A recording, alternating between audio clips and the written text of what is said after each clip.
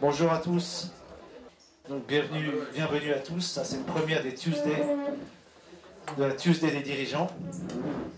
Donc n'hésitez pas à consommer. Les verres sont pas pour moi, mais feel free. Comme on dit, on est un peu anglo-saxon ici. Donc cette première Tuesday des dirigeants est organisée par la CNTPE, Confédération nationale des TPE. Donc c'est un syndicat qui représente les TPE de moins de 20 salariés, qui défend les intérêts des entreprises et de leurs dirigeants. Et dans le cadre de la CNTPE, nous souhaitons organiser des workshops, des ateliers. Donc le premier atelier, la première Tuesday aujourd'hui, c'est sur la responsabilité civile et pénale du dirigeant. Donc je vais vous donner des informations, des petites astuces pour vous protéger, pour également vous garantir. On parlera de l'assurance responsabilité civile du dirigeant, de la protection pénale, ce que vous pouvez mettre en place, ou également les délégations de pouvoir pour réduire votre responsabilité et la garantir éventuellement. On va commencer, on va vous présenter d'abord la CNTPE. Les premières choses, first things first.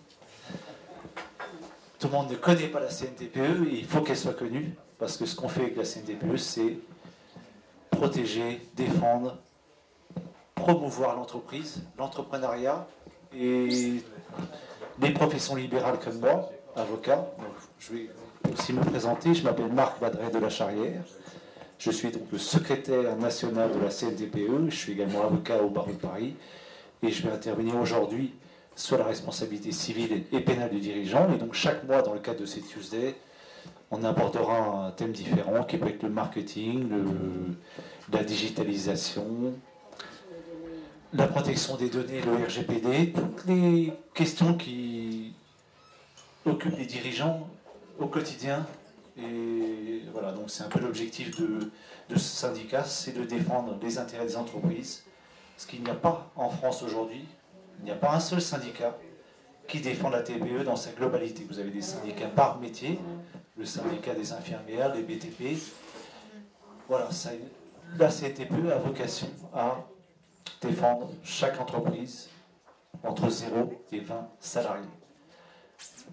Je vous présente à mes côtés la très charmante Sabine Dahan, qui est en contact quotidien avec les chefs d'entreprise et les TPE, qui est une société qui s'appelle SAP Formalité, qui gère toutes les formalités des entreprises, donc qui est sollicitée quotidiennement sur les problématiques rencontrées par les dirigeants, qui essaie de les aider comme elle peut, de les accompagner.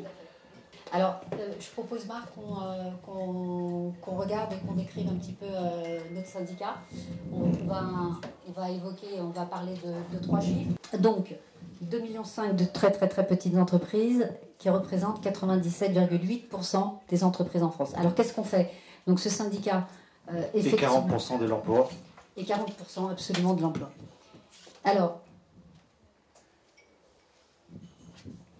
Donc, pour revenir sur la TPE, donc c'est toutes les entreprises, associations, professions libérales, des entreprises de 1 à 20 salariés.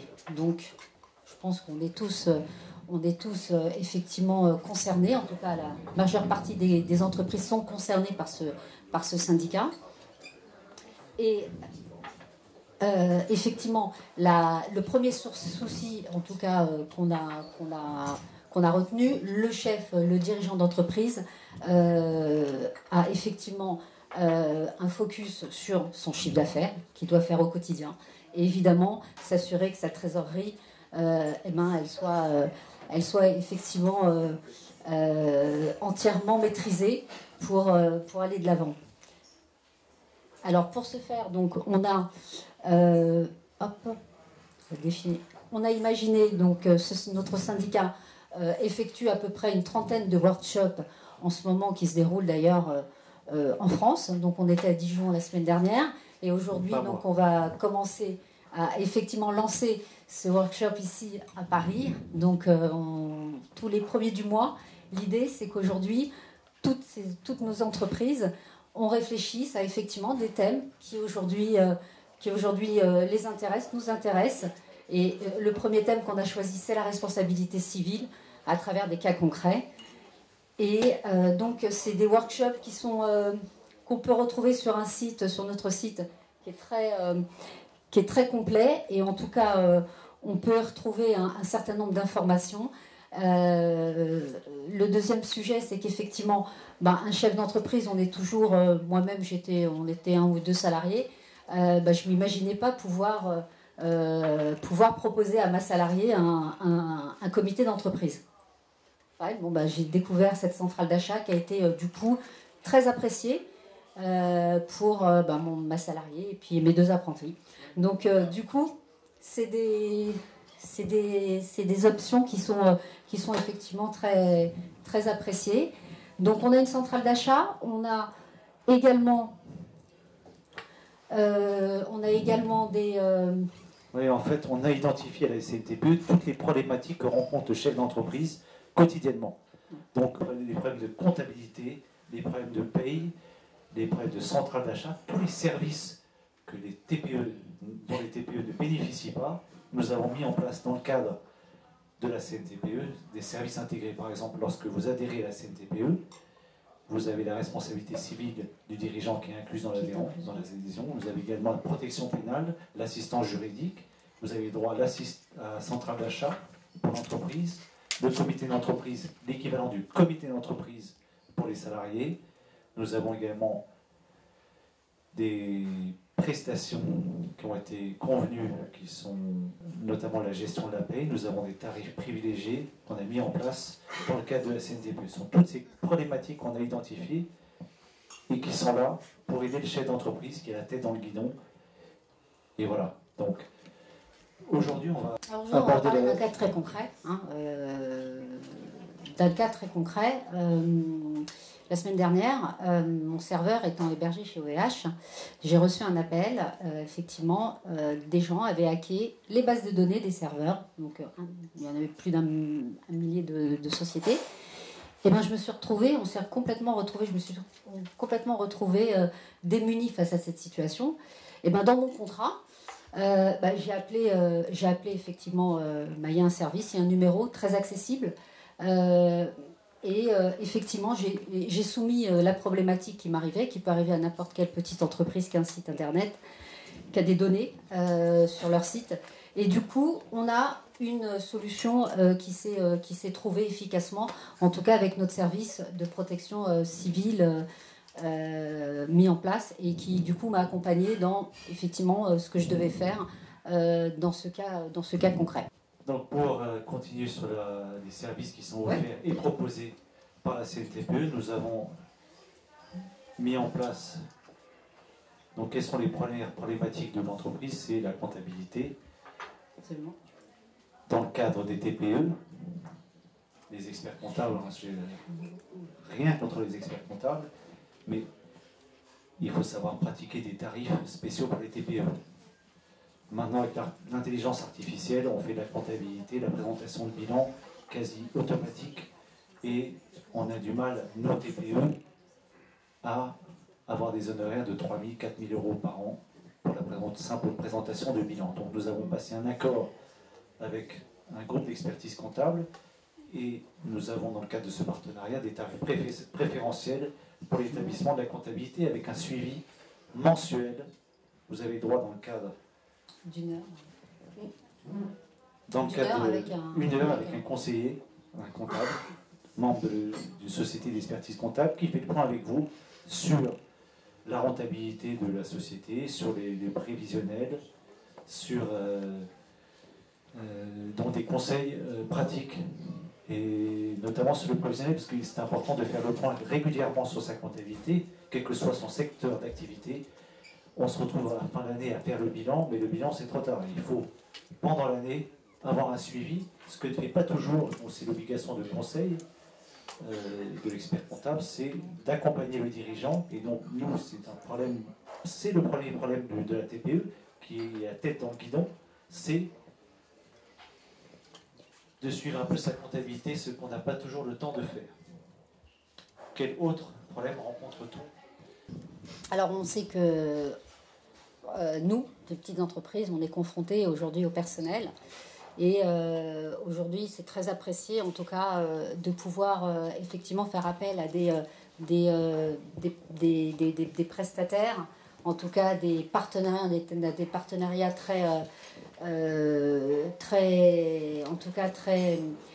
très étudiés avec des agences d'intérim, en l'occurrence, qui peuvent nous proposer effectivement des ressources pour des très petites entreprises où finalement le coefficient est très avantageux, ce qui nous permet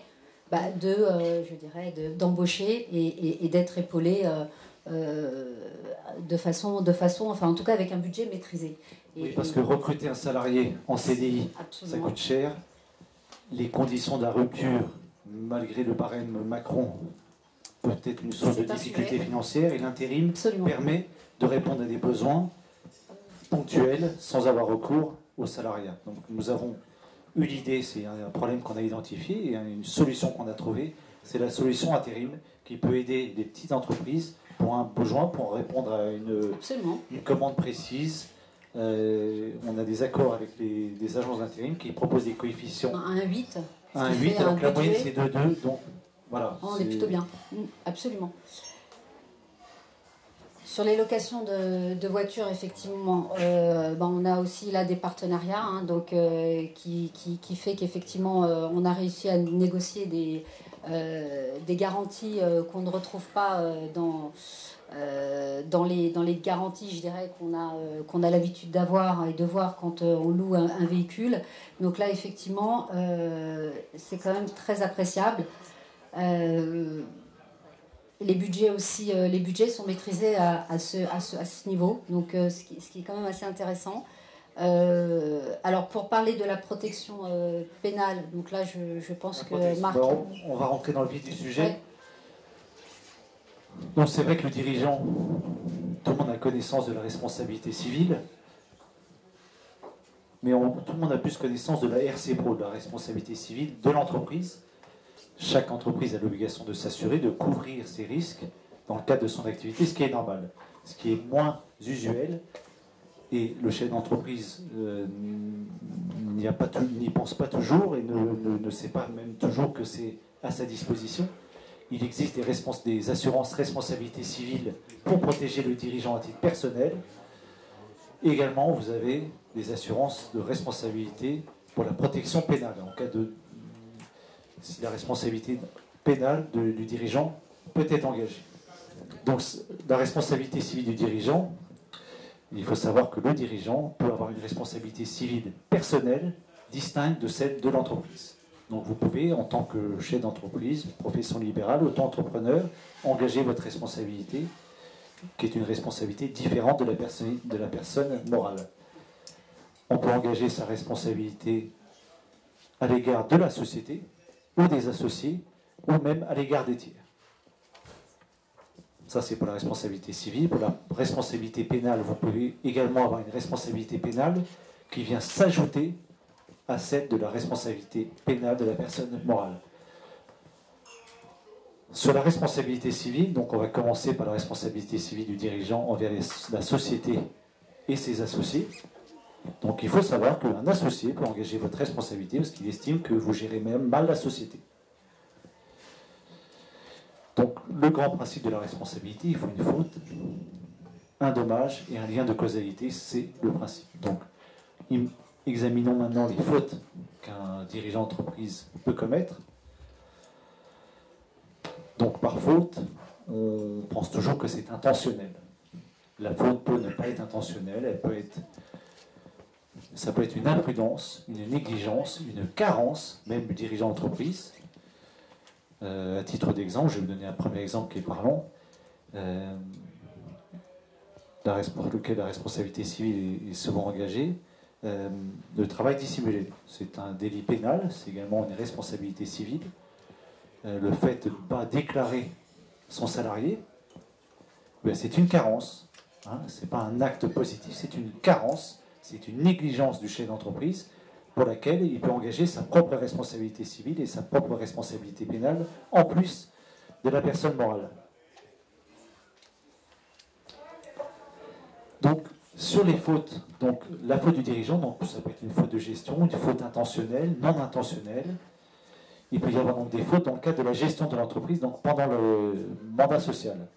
Alors pourquoi est-ce qu'on parle de responsabilité contractuelle vis-à-vis de la société ou des associés? C'est que le mandat social est un contrat de travail.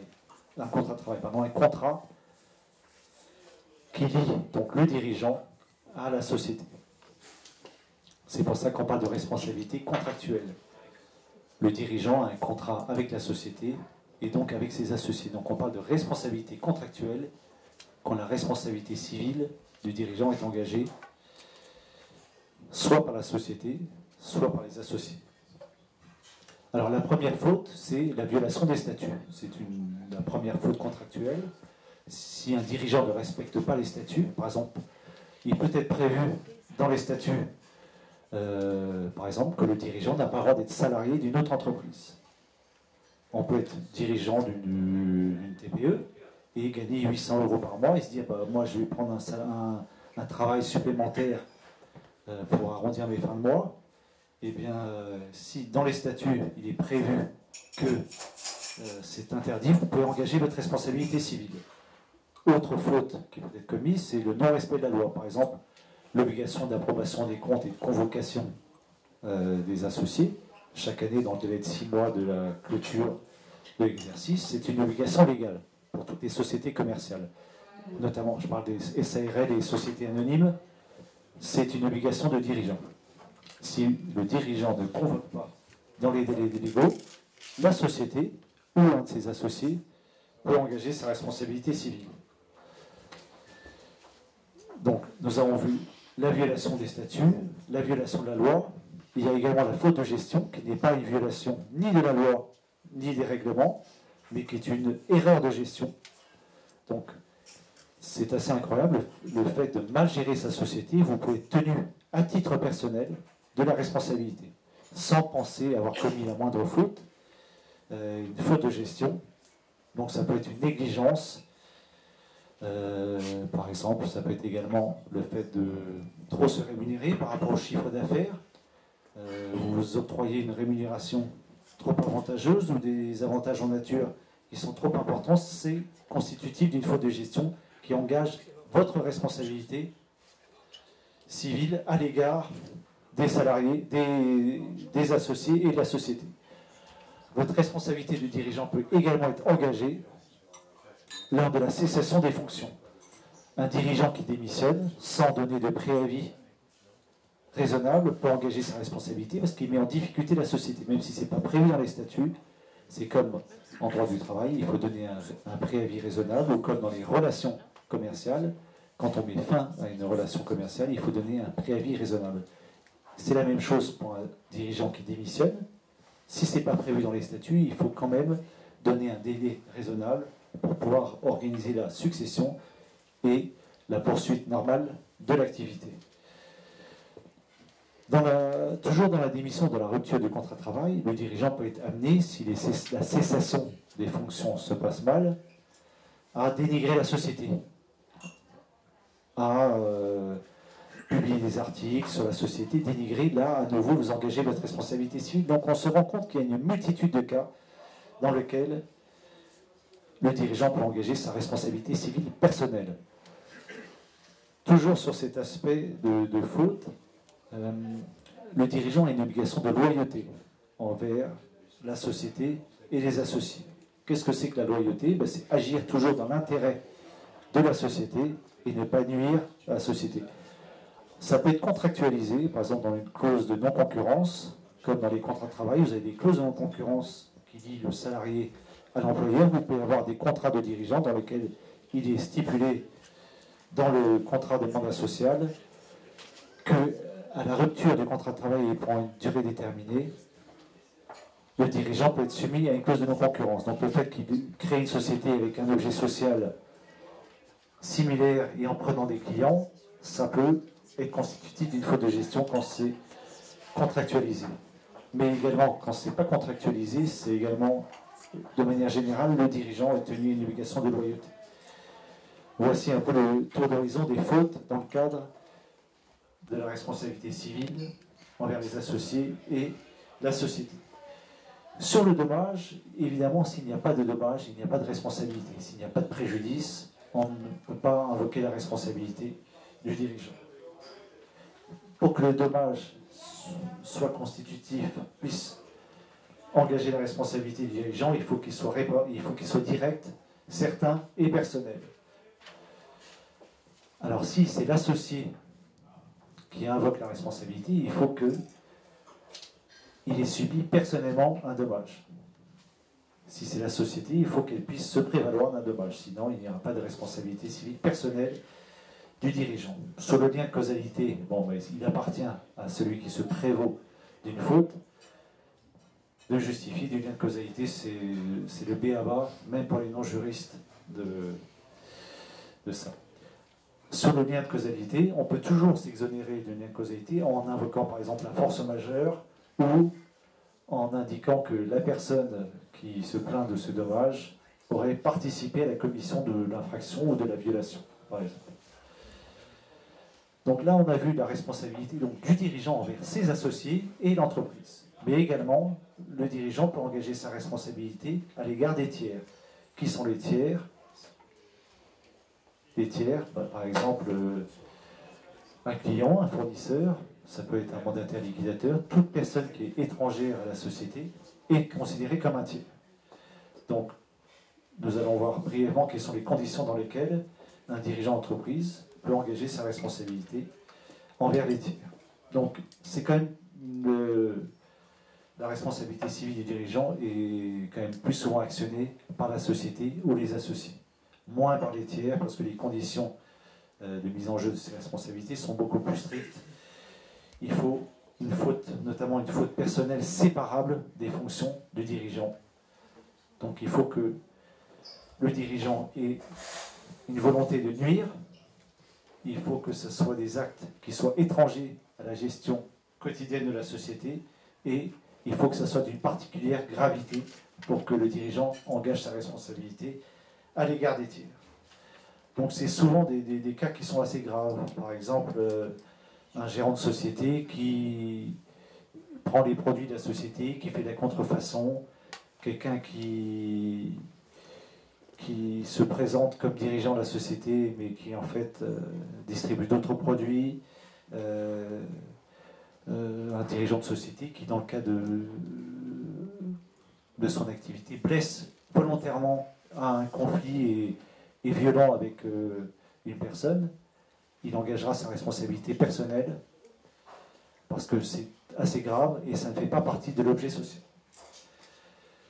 Vous avez d'autres cas où le dirigeant engage sa responsabilité civile, c'est dans le cas des procédures collectives. Le liquidateur peut engager la responsabilité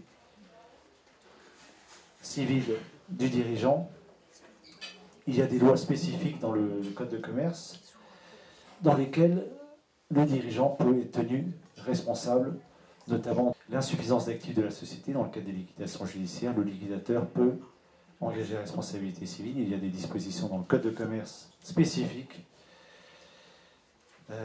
Évidemment, toujours, le liquidateur devra invoquer une faute, donc une faute de gestion, par exemple ne pas déclarer la cessation des paiements dans le délai légal, accroître l'insuffisance d'actifs pendant la date de cessation des paiements. Donc il faut prouver toujours la faute de gestion, le dommage et le lien de causalité. Sur le régime de la responsabilité civile, le régime, donc vous avez l'action sociale. L'action sociale, c'est l'action qui est exercée par la société. Donc tout à l'heure, on a parlé de la responsabilité envers l'entreprise et ses associés. C'est ce qu'on appelle l'action sociale. Donc l'action sociale, normalement, est exercée par les organes dirigeants. Donc dans le cadre de la mise en cause d'un dirigeant, c'est très rare que le dirigeant lui-même se mette en cause. Ça peut être le cas d'une conseil d'administration, mais là, nous, dans le cas des TPE, vous avez un gérant seul, il ne va pas engager sa propre responsabilité, à moins d'être un peu fou. Mais bon, on ne sait jamais. Donc, c'est pour ça que la loi prévoit que l'associé, en cas de carence du dirigeant, peut exercer l'action en responsabilité contre les dirigeants au bénéfice de la société. C'est-à-dire qu'un associé peut engager la responsabilité du dirigeant, demander des dommages d'intérêt pour le compte de la société. S'il obtient la condamnation, les dommages d'intérêt seront pour la société. C'est l'action sociale. On distingue l'action ut universi de l'action ut singuli. Ut universi, c'est quand c'est organisé par le dirigeant, ce qui est très rare. Ut singuli, c'est l'associé qui le fait pour le compte de la société. Il y a aussi l'action individuelle, où un associé estime qu'il a subi un préjudice du simple fait de la faute du dirigeant. Par exemple, un associé estime que la valeur de ses parts a perdu beaucoup de valeur et estime avoir subi un préjudice personnel qui est distinct de la société. Dans ces cas-là, il peut exercer une action individuelle distincte de celle de la société. Donc il peut y avoir une action sociale et une action individuelle.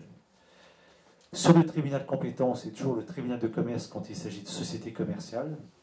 Si on veut engager la responsabilité d'une profession libérale, il y a des règles, ce sont les tribunaux civils, et il y a des règles qui sont un peu spécifiques, qui ne sont pas l'objet aujourd'hui.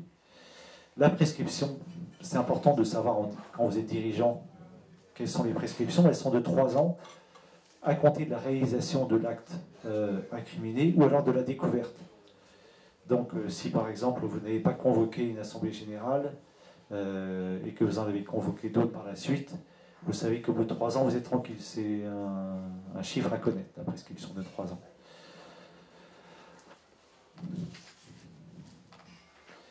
Donc sur le résultat de l'action,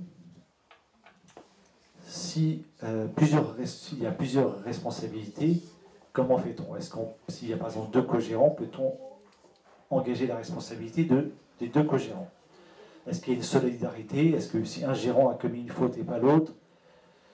Donc c'est le principe de la responsabilité spéciale. Un gérant peut se défendre en disant ben non, moi je n'ai pas commis cette faute. Il n'y a pas de solidarité. La solidarité est présumée quand même dans certains cas. Dans le cas d'une infraction pénale, les dirigeants sont solidaires.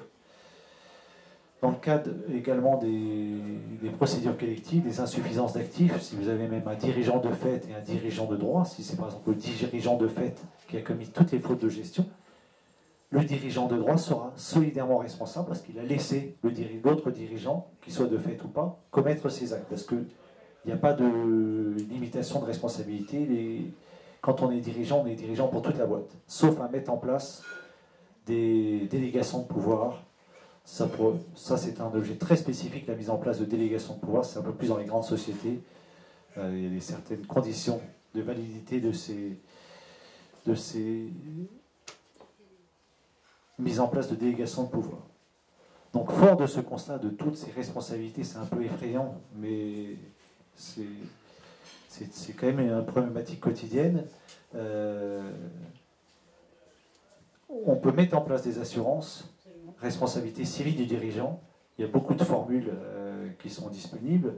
Chaque grande compagnie d'assurance met en place des responsabilités, des régimes d'assurance avec des conditions toutes différentes, avec des cas d'exonération, des périmètres de couverture. Et donc nous, à la CNTPE, on a mis en place, dans le cadre de l'adhésion, une responsabilité civile du dirigeant qui est intégrée dans la CNTPE, n'est-ce pas, Sabine? Et qui est pour le coup très efficace, parce que effectivement, on a une réponse, on a des réponses.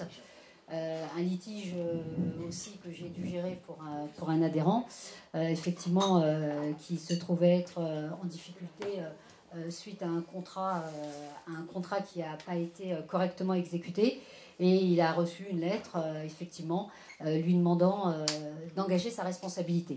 Bon, alors effectivement, la première des choses, effectivement, que je lui ai suggéré, c'est d'appeler notre standard, enfin en tout cas de nous contacter, et effectivement on a un service où on a proposé effectivement de lui rédiger dans un premier temps des lettres.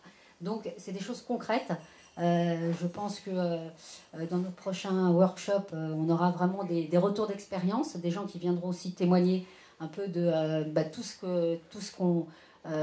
qu'on a pu, tout ce qu'ils font au quotidien et comment on les accompagne. Alors effectivement, on fait défiler un certain nombre de choses, mais c'est bien aujourd'hui d'avoir un retour d'expérience. Et effectivement, la responsabilité civile, En tout cas, moi, enfin, on en parle, on en discute forcément parce que quelqu'un qui s'immatricule, je pense à un plâtrier par exemple, bon, bah, effectivement, tout ça, c'est pas quelque chose dont il a conscience dans un premier temps, mais il faut effectivement en parler pour que, en tout cas, il n'ait pas plus à perdre de temps que de contacter en fait le syndicat. On ne sait pas toujours quoi faire, dirigeant entreprise à la tête dans le guidon, c'est de l'administratif, qu'est-ce que je fais? Je reçois un courrier, comment est-ce que je me défends? Là, je peux appeler mon assureur qui met à ma disposition un avocat ou un conseiller juridique sur une plateforme juridique qui peut répondre à des problématiques quotidiennes. Et cette responsabilité civile, c'est une cotisation qui est payée par l'entreprise, c'est une charge déductible. Donc c'est bien de mettre ça en place parce que lorsque votre responsabilité en tant que dirigeant est engagée, vous pouvez appeler tout de suite votre assureur qui met en place, soit dans le cadre amiable, répond des courriers, ou alors met à votre disposition dans le cadre d'un contentieux un avocat, sachant que je suis moi-même avocat, je sais quels sont les coûts, et pour les TPE, c'est pas toujours évident. Et donc, nous avons mis en place une assurance responsabilité spéciale pour les adhérents de la CNTPE. Et chose extraordinaire, j'insiste vraiment dessus, c'est que en cas de responsabilité civile, vous avez des frais d'avocat jusqu'à 20 ou 22 000 euros qui sont pris en charge dès le premier euro sans franchise, alors que dans chaque police d'assurance, quel que soit le risque qui est assuré, il y a toujours une franchise. Pour une TPE, 1 500 euros, c'est parfois un mois de chiffre d'affaires. Là, c'est pris en charge des honoraires d'avocat des premiers euros, et pour les dommages et intérêts, également dans la limite de 20 000 euros, dans le cas de l'option que nous avons mis en place pour nos patrons d'entreprise, donc vous. Les dommages et intérêts sont couverts par la compagnie d'assurance jusqu'à 20 000 euros chaque année. Donc c'est quand même une protection qui est appréciable par les dirigeants d'entreprise, et on ne pense pas, nous en tant que nous les professions libérales, on est automatiquement assurés, mais les dirigeants d'entreprise n'y pensent pas et se disent bah, c'est peut-être trop cher pour moi, j'ai pas plusieurs milliers d'euros à mettre dans une assurance. Et donc c'est une chose qu'on a identifiée et mise en place pour la CNTPE dans le cadre de sa responsabilité civile. Je vais aborder maintenant la responsabilité pénale du dirigeant. Donc je change de petit papier. La responsabilité pénale donc, du dirigeant, on se dit quelles sont les conditions dans lesquelles je peux engager ma responsabilité pénale. Est-ce que la responsabilité pénale du dirigeant peut se cumuler avec la responsabilité pénale de la personne morale?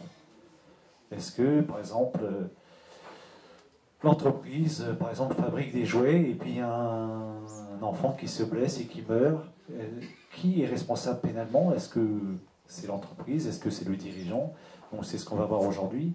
C'est important que vous soyez informés des conditions dans lesquelles vous, personnellement, votre responsabilité pénale peut être engagée.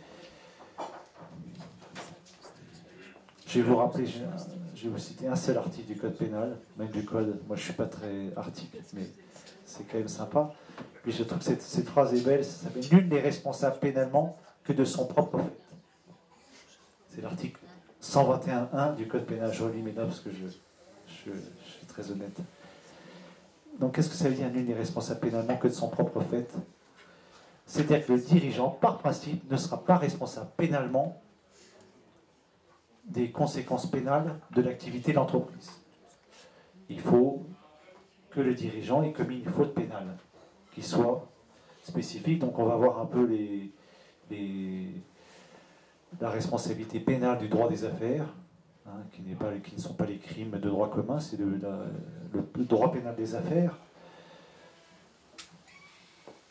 Donc le premier délit dans le cadre de l'entreprise, c'est le faux. Le faux. Le faux en écriture, le premier exemple, c'est les fausses factures. Je ne vais pas dire on en a tous fait parce que ce serait un peu déplacé de ma part. Mais moi, je le vois quotidiennement dans mon métier. Les fausses factures, c'est du quotidien dans tous les secteurs d'activité pour justifier des frais. Dans le cadre d'une procédure collective, il y avait un dirigeant qui avait payé une facture 15 jours avant le dépôt de bilan, de 25 000 euros pour une société qui réalise des sites internet. Donc le dirigeant expliquait au liquidateur, bah voilà, non, on voulait faire le site internet pour redévelopper le commercial, sauf que l'entreprise, bizarrement, a fermé, l'entreprise en Angleterre qui fait les sites internet a fermé 2-3 mois après. Et donc le liquidateur a compris que c'était une fausse facture et qu'il y avait des trucs qui étaient un peu suspects derrière. Donc la première infraction pénale, c'est le faux. Et le plus classique du faux en écriture, c'est les fausses factures. C'est qu'il y a des dépenses en face desquelles il n'y a aucune contrepartie et les factures sont des fausses factures. Vous avez l'escroquerie. Donc l'escroquerie est toujours réalisée, exécutée par une personne physique. L'escroquerie, c'est le fait de se prévaloir d'une fausse qualité ou d'un faux nom et de tromper le co-contractant. Donc c'est quand même puni de 5 ans d'emprisonnement, 375 000 euros d'amende. C'est le fait de se présenter, par exemple, je ne suis pas dirigeant d'entreprise, mais je me présente comme le dirigeant d'entreprise et puis je vais vous vendre des prestations, des produits, et en fait je me présente en tant que, par exemple, je vends des montres Rolex, je me présente comme distributeur Rolex, dirigeant des bijouteries, je vous vends des Rolex, et en fait je vous escroque parce que je n'ai aucune qualité, ni aucun titre, ni aucun nom pour réaliser ces actes. Vous avez également l'abus de biens sociaux. Est-ce que vous savez ce que c'est que l'abus de biens social par rapport à l'abus de confiance? Non? Une fois, deux fois. L'abus de biens social, qu'est-ce que c'est, à votre avis? J'achète pour moi et pas pour l'entreprise. Pardon? J'achète pour moi et pas pour l'entreprise. Oui, exactement. C'est faire un usage des actifs de la société qui est contraire à l'intérêt social et dans un intérêt personnel, direct ou indirect. Par exemple, j'achète une voiture pour la société, c'est très classique, et je vais l'utiliser qu'à titre personnel. Je vais en faire bénéficier ma famille, ça c'est de l'abus de bien social. Ou par exemple, je vais salarier mon fils qui ne travaille pas dans l'entreprise, mais ça lui fait un salaire, et moi ça me fait une charge déductible pour mon entreprise. C'est de l'abus de bien social, c'est assez classique, mais c'est condamnable pénalement. Ça c'est le cas typique de l'abus de bien social. Vous avez également l'abus de confiance. L'abus de confiance, c'est le fait d'utiliser... Non, on ne sait pas tout. Je suis là pour ça.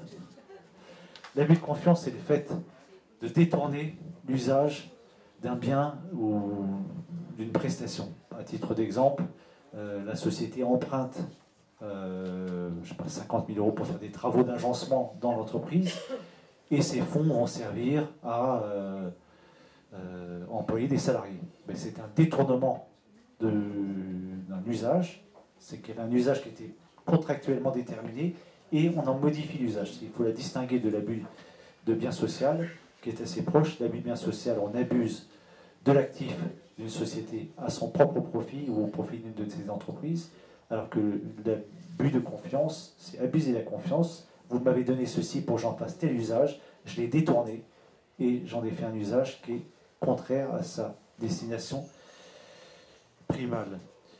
Vous avez le recel également. Le recel, c'est le fait d'user d'une chose qui provient d'un crime, d'un délit. Par exemple, vous avez un client qui vous remet, je sais pas, 10 000 euros en cash, vous savez très bien que ça provient d'un petit larcin, ben, vous les encaissez.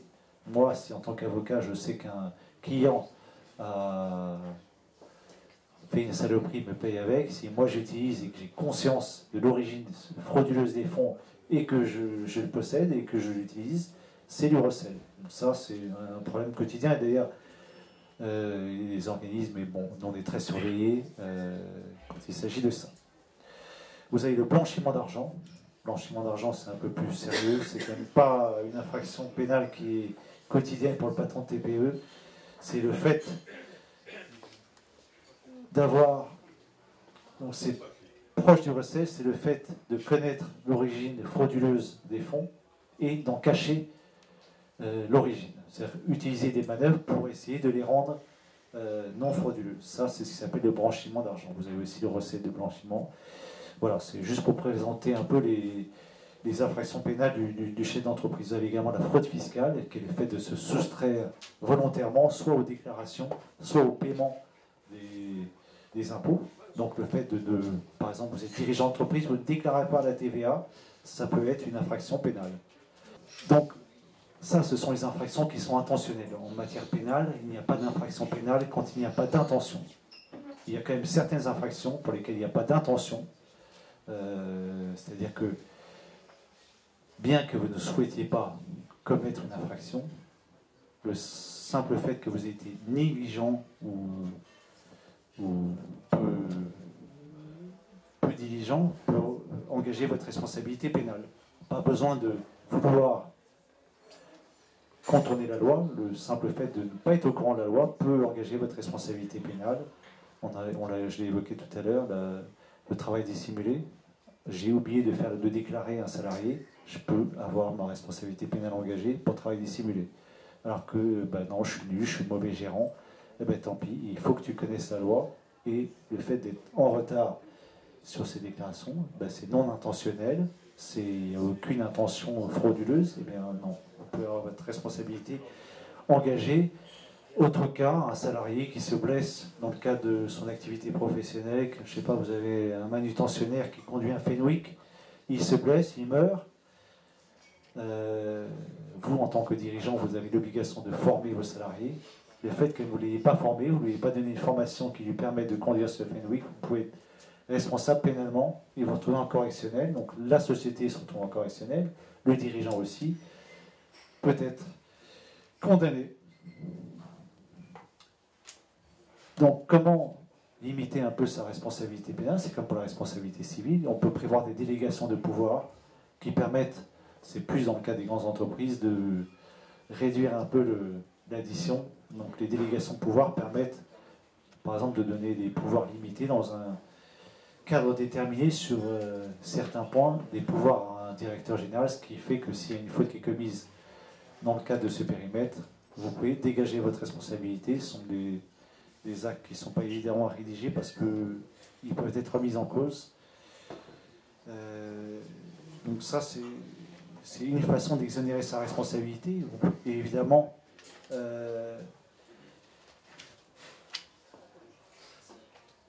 on peut se garantir par la mise en place d'une assurance protection pénale. N'est-ce pas, Sabine ? Qui est, je le précise, qui est incluse donc dans notre cotisation, parce que chaque dirigeant, on n'est pas forcément au courant de toutes ces protections. Oui, et puis on sait pas toujours qu'est-ce qui est responsabilité civile, pénale, et on se dit, non, moi je me suis couvert pour ma responsabilité civile, je pense que ça prend le pénal. Absolument. Non. Bon, donc, on sait déjà que le syndicat va pouvoir effectivement nous protéger sur un certain nombre d'aspects qui ont été vraiment bien décrits par Marc. Le tout après, c'est qu'effectivement, il faut en parler. Et nous, notre mission ici, à Paris, et en tout cas, on fera des workshops vraiment bien aussi sur certains domaines, effectivement, pour expliquer clairement, simplement, effectivement, toutes les protections auxquelles chefs d'entreprise on a le droit. Donc on a parlé effectivement de notre accompagnement. On était accompagné, donc on maîtrisait à la fois la trésorerie avec donc toutes les solutions qu'on pouvait apporter, avec notamment donc une maîtrise de la comptabilité, des conseils, une maîtrise des coûts. Et maintenant on va passer, je pense. Non, mais on va finir sur la protection pénale. Mon micro ne marche plus. Ah, là, tu étais dessus. D'accord. Bon. Sur la protection pénale, donc c'est comme pour la responsabilité civile. Vos frais d'avocat sont pris en charge dès le 1er euro. Il n'y a pas non plus pas de franchise. Alors ce qui est bien, vous vous retrouvez en garde à vue, vous pouvez appeler tout de suite votre avocat et les frais d'avocat sont pris en charge par l'assurance. Alors c'est bien parce que vous êtes en garde à vue, l'avocat dit moi je veux bien me déplacer mais il faut me payer. Mais comme je suis en garde à vue, je ne peux pas payer. Mais non, c'est bien parce que là je suis couvert par l'assurance. Et c'est quand même une tranquillité pour le chef d'entreprise. Donc là vous voyez, la prise en charge des honoraires dès le 1er euro, il n'y a pas de franchise. J'ai l'impression d'être vendre des assurances pour les automobiles. Au moins, la reconversion est possible. Donc, ce qui est bien, c'est que la protection pénale, l'accord qu'on a mis en place avec notre partenaire, c'est à la fois en demande et en défense. Donc, si vous êtes attaqué à titre personnel sur le plan pénal, vous avez à votre disposition les honoraires d'avocat qui sont pris en charge. Et également, ce qui est assez rare, c'est qu'en attaque, on ne pense pas, mais même au pénal, on peut être demandeur. C'est-à-dire que, par exemple, votre entreprise est victime de dénigrement, de diffamation sur les réseaux sociaux, c'est assez courant. Mais bon, lutter contre ça, ce sont des coûts qui sont importants pour les TPE. Et donc, dans le cadre du partenariat qu'on a avec notre compagnie d'assurance, on a mis en place la possibilité pour le dirigeant d'actionner tout de suite la responsabilité pénale et sa protection pénale en prenant en charge les honoraires de l'avocat dès le premier euro. Et ça, c'est valable pour l'entreprise, pour le dirigeant et pour les salariés. Donc c'est quand même un confort supplémentaire pour le dirigeant. C'est pour ça que j'ai évoqué avant les cas de responsabilité pénale pour voir que pour peu de choses, notre responsabilité civile pénale peut être engagée. Madame. Attention, parce que je sens que c'est piège, non? Est-ce que le syndicat prend en charge aussi les éventuels honoraires de sachants type experts qui seraient susceptibles d'intervenir en contre-expertise? Ça, c'est... Si c'est lié à la défense ou à l'attaque pour protéger, oui. Bien sûr, oui. Par exemple, on est victime de hackers. Pour faire constater l'intervention sur des serveurs informatiques, est-ce qu'un expert informatique mandaté par l'entreprise peut être pris en charge par l'assurance? Je confirme. Je confirme parce que pour le coup, oui, absolument. Donc, alors c'est pour ça que... C'est une bonne question parce que parfois... D'accord. Mais au-delà, par exemple, sur un renouvellement de bail commercial, on a besoin de faire intervenir un expert. Non. Non. Si. D'accord, mais c'est incroyable ça. Non, mais c'est bien que je contredise. Parce que c'est... Non, mais c'est... Ça confirme que c'est vraiment quand même... c'est pas du luxe. Et effectivement... Bon. Donc, ouais, c'est que... Mais non, mais ça me fait vraiment plaisir. Donc, voilà, j'ai couvert brièvement la responsabilité civile et pénale du dirigeant, qui est quand même un périmètre très très large. Mais c'est pour vous faire prendre conscience en tant que dirigeant d'entreprise que les conditions dans lesquelles votre responsabilité peut être engagée. Monsieur le Président, vous voulez rajouter quelque chose? Bah, ça me ferait plaisir. Moi, je te le donne pas parce qu'il est attaché, là, je suis comme Madonna. Mais Sabine. Merci, Monsieur Jean-François Ferrando, président de la CNDP. Bah écoutez, merci, bonne soirée à toutes et à tous. Mais bravo pour cette intervention sur les RC dirigeants et non pas les RC professionnels. Attention, c'est deux choses différentes, tout le monde l'aura noté. Et également sur la protection juridique pénale. Donc voilà, la CNTPE, c'est vrai que à travers les prestations que vous venez d'entendre, les bases et les fondamentaux chez nous, c'est défendre les très petites entreprises. Et vous avez bien entendu que sur chaque service, sur chaque domaine dans lequel nous intervenons, à chaque fois, nous avons, au-delà de simplement le message général que l'on entend, que ce soit le comité d'entreprise, que ce soit la centrale d'achat, que ce soit l'assurance, responsabilité civile du dirigeant, on négocie les exonérations de franchise, on intègre les expertises, vous avez pu le voir que c'est par litige, c'est pas à l'année. Quand on est sur les assistances, pareil, assistance juridique, donc les plateformes téléphoniques, souvent c'est 1, 2 ou 3 appels et au-delà c'est 300 € la consultation. Nous c'est en illimité, donc on l'a intégré également dans la démarche. On est 360 degrés sur le monde de l'entreprise, on est sur des solutions compta, on est sur des solutions feuille de paye. La feuille de paye en moyenne c'est entre 15 et 25 € en France, nous on est à 5 €. On intègre la DSN, on a des déclarations. Quand on est sur la compta, on intègre la déclaration de TVA. Souvent, c'est de la compta pour les TPE, de la compta de trésorerie. Donc, c'est de la captation d'informations, de la data, en fait. Finalement, c'est pour ça que l'IE est intéressante pour nous. L'IA, pardon, est intéressante pour nous. voilà, et ainsi de suite. Donc c'est vraiment des sujets. Donc là, on a intégré d'autres services sur lesquels on est en train de travailler, encore pas plus tard qu'aujourd'hui, vu que nous étions au salon de la micro-entreprise.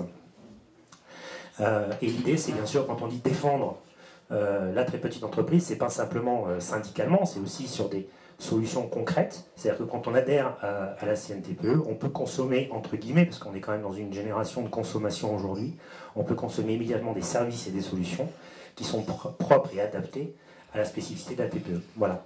Écoutez, je vais pas cannibaliser la soirée. Donc en tout cas, merci Marc, je vais te rendre. Et puis Sabine également, bravo pour votre intervention. Merci. Bravo.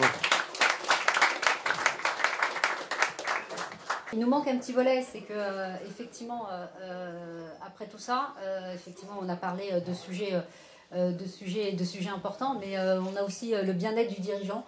Et c'est vrai que on l'oublie, surtout les très très petites entreprises qui sont effectivement la possibilité avec le comité d'entreprise de participer, de profiter en tout cas de réductions au quotidien. Et ça, c'est pas négligeable, et les salariés en tout cas l'apprécient également. Le message, c'est rejoignez la CNTPE. Non, le message aujourd'hui, moi je suis une petite entreprise de salariés, et j'estime aujourd'hui, en tout cas le constat que j'en fais, c'est que sur les 6000 entreprises que je crée aujourd'hui, parce qu'on a un centre d'affaires qui aujourd'hui accompagne vraiment les entreprises dans leur création ou dans leur modification, j'ai juste envie de leur dire, voilà, vous êtes plus seuls. Aujourd'hui, on parle beaucoup d'accompagnement, mais on n'a pas, on le décrit pas. Concrètes. Voilà, absolument. On ne décrit pas exactement aujourd'hui toutes les problématiques du chef d'entreprise et ce qu'on ressent et ce dont on a besoin. Et aujourd'hui, je suis fière, en tout cas, et j'incite les personnes qui sont domiciliées dans mon centre, effectivement, d'adhérer à ce syndicat. Alors, vous allez me dire, finalement, elle est de combien la cotisation ? Elle n'est pas de grand-chose, parce que finalement, par rapport, on a vu Marc, l'ensemble de ce que peuvent coûter un avocat quand on a des problèmes. Les coûts peuvent des fois nous faire assez réfléchir. La cotisation est de 500... D'ailleurs, ce syndicat, c'est pas un bon business pour moi, parce que rejoindre la CNTPE, on a le droit à l'assistance juridique gratuite à volonté par téléphone. Et même j'ai des clients, enfin des adhérents qui ont sollicité la protection juridique, et ils ont des mails avec des consultations juridiques. Et ça, donc, c'est compris dans l'adhésion et c'est à volonté. Alors que vous appelez un avocat comme moi, ça coûte rien que... Ah non, mais je comprends pas, j'ai appelé l'avocat, c'est déjà 250 €, je comprends pas. Et là, donc, c'est quand même incroyable, ce qu'on a pu obtenir pour les dirigeants de TPE, c'est que l'assistance juridique à volonté pour un chef des TPE, c'est quand même extraordinaire. Donc ça, c'est dans l'adhésion à 540 € par an. Et ce package de responsabilité civile et protection pénale, c'est minimum 800-900 €. Oui, voilà. Tout seul. Donc, voilà. Dans d'autres syndicats, là, ce qui est intéressant, c'est qu'on peut lister ça par mois. C'est souvent Scope, un petit peu les chefs d'entreprise, c'est par mois, c'est 45 € par mois. Donc c'est bien, parce qu'ils intègrent ça dans leur budget. Donc c'est plutôt pas mal. Et du coup, je crois qu'on fait rapidement son compte, et qu'on se dit, on réfléchit pas. On réfléchit pas, puis on adhère. Voilà. Voilà. Merci. Bon. Ça peut marcher,